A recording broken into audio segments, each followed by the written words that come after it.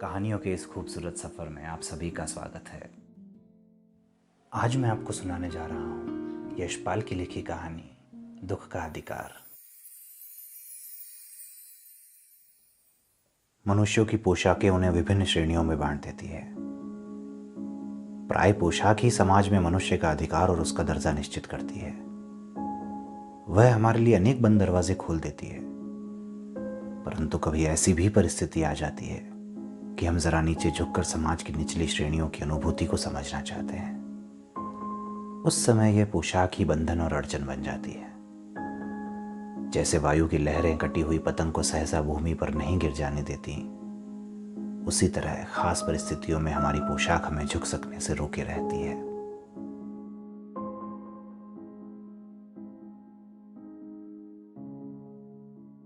बाजार में फुटपाथ पर कुछ खरबूजे डलिया में और कुछ जमीन पर बिक्री के लिए रखे जान पड़ते थे।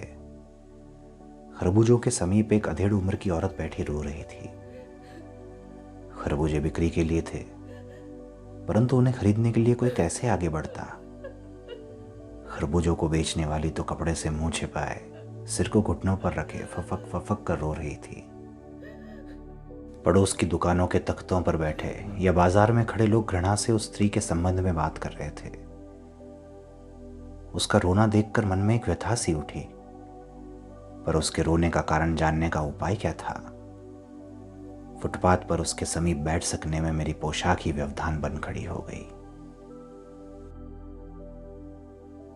एक आदमी ने घृणा से थूकते हुए कहा, वह क्या ड्रामाना है, जवान लड़के को मरे पूरा दिन नहीं बीता और ये बेहया दुकान लगा के बैठी है।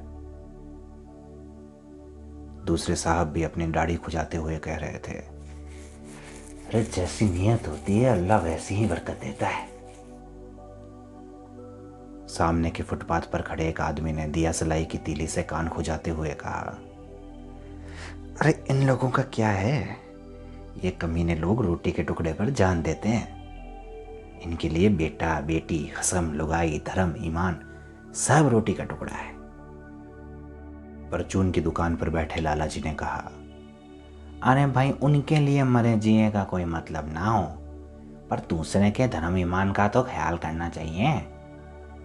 जवान बेटे के मरने पर 13 दिन का सूतक होता है और ये यहाँ सड़क पर बाजार में आके खरबूजे बेचने बैठ गई। 1000 आदमी आते जाते हैं। अब कोई क्या जानता है कि इसके घर में सूतक है। कोई इसके खरबूजे खा ले तो उसका ईमान धर्म कैसे रहेगा। क्या अंधेर है। पास पड़ोस की दुकानों से पूछने पर पता लगा उसका 23 बरस का जवान लड़का था। घर में उसकी बहू और पोता पोती हैं। लड़का शहर के पास 1.5 बीघा भर जमीन में कछियारी करके परिवार का निर्वाह करता था। खरबूजों की डलिया बाजार में पहुंचाकर कभी लड़का स्वयं सौदे के पास बैठ जाता, कभी मां बैठ जाती। लड़का परसों सुबह मुंह अंधेरे बेलों में से पके खरबूज चुन रहा था।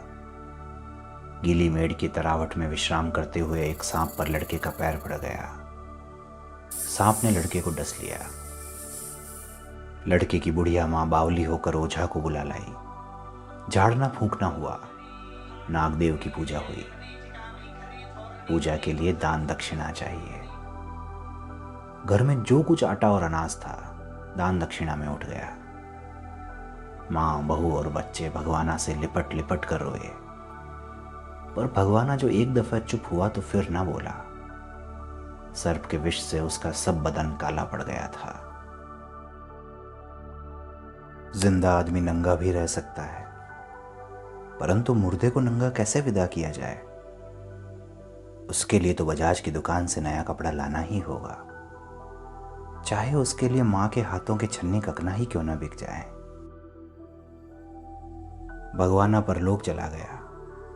घर में जो कुछ चूनी भूसी थी सो उसे विदा करने में चली गई।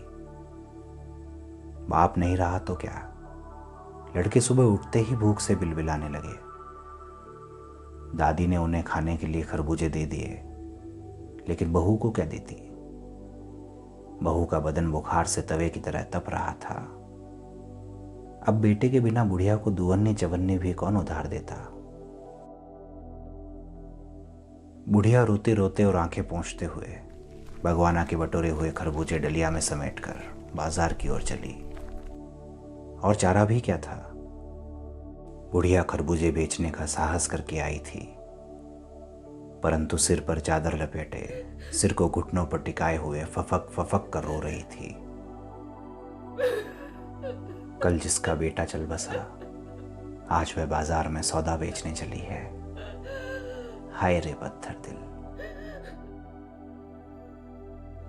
उस पुत्र वियोगिनी के दुख का अंदाजा लगाने के लिए पिछले साल अपने पड़ोस में पुत्र की मृत्यु से दुखी हुई एक माता की बात सोचने लगा। वह संभ्रांत महिला पुत्र की मृत्यु के बाद 2.5 मास तक पलंग से न उठ सकी थी।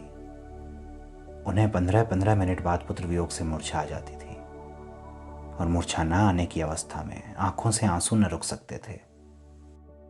2 डॉक्टर हरदम सिराने बैठे रहते थे, हरदम सिर पर बर्फ रखी जाती थी।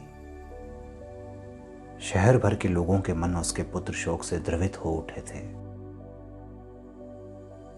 जब मन को सूझ का रास्ता नहीं मिलता तो बेचैनी से कदम तेज हो जाते हैं। उसी हालत में नाक ऊपर उठाए राह चलतों से ठोकरे खाता मैं चला जा रहा था। सोच रहा था, शोक करने, गम मनाने के लिए भी सहूलियत चाहिए, और दुखी होने का भी एक अधिकार होता है।